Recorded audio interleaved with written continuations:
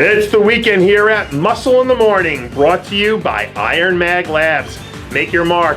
I'm Dave Palumbo, and today is Friday, August 19th, 2016. And let's find out what's going on in the world of bodybuilding and fitness. Something tells me that the men's open at the Mr. Olympia contest this year is going to be jam-packed with all sorts of surprises.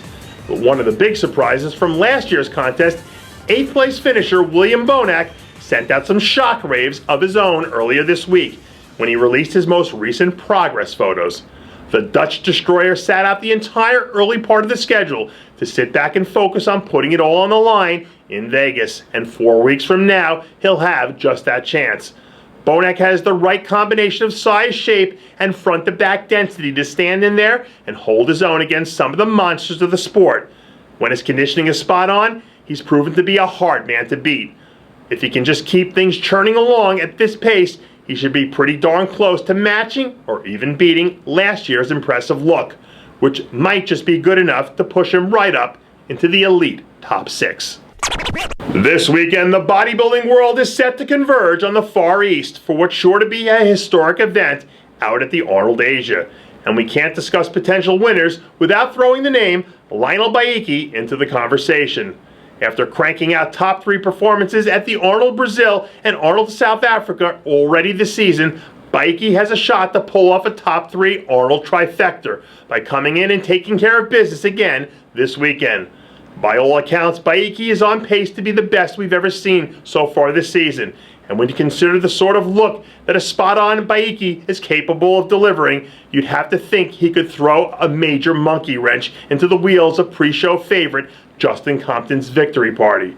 This Arnold Asia lineup is going to be top-heavy with some serious talent, and if Beyeke leaves the door open even a slight bit, that might be all it takes for someone like Akeem Williams to slide in and bump him out of one of those top 3 positions. It's a dog-eat-dog world out at the top of the fitness division these days, and right now, perennial top 10 finisher Whitney Jones can lay claim to being one of the biggest, baddest dogs roaming the yard. With just 4 weeks left to go until showtime, this week, Jones seems to have really kicked things up another notch. Training footage from earlier shows a spectacular-looking Jones continuing to showcase some very solid improvements, which she's definitely going to need if she has any plans of continuing the long trek up the ladder to square off against the unbreakable Oksana Grishina. Jones has finished top 10 or better in each of her last 3 trips to the big dance, and barring some sort of major setback, it's hard to imagine her not finding a way to keep that streak alive again this year. Generally speaking, we don't tend to see a whole lot of movement in the placings at the Fitness Olympia. But a few weeks from now, second-year sensation Erielle Kedar will be looking to change all that. Khdar caught everyone's attention earlier this season when she came in unexpectedly and dominated the field at the Toronto Super Show, locking up her first career win and Olympia qualification in what was just her second pro show. Right after her win in Toronto, Khdar immediately went into all-out Olympia prep mode and seems like she's been on track to deliver her best overall performance yet. It's going to be a tough task to break into this group of battle-tested veterans that populate the top 10 of the fitness division. But if you're going to put your money on a single dark horse to come in and upset the status quo, you'd be crazy to bet against Erielle Kedar.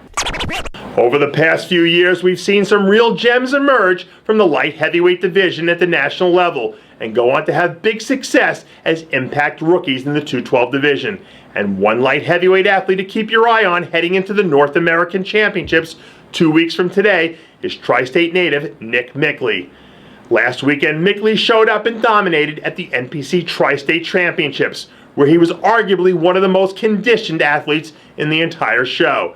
And with 2 weeks left to go before he hits the stage at the North Americans, it's a pretty sure bet that we're going to see an even better, more shredded version of Mickley than we saw back at the Tri-State. At the end of the day, it always ends up being conditioning that separates the men from the boys. And if he can do what it takes to be the most conditioned athlete on stage, there's a very good chance that he could be the last man standing when the smoke clears. And that does it for yet another edition of Muscle in the Morning, brought to you by Iron Mag Labs. Make your mark. Check out ironmaglabs.com today. I'm Dave Palumbo, reminding you to always be true to your passions. And make sure to follow us on Facebook, Twitter, and Instagram.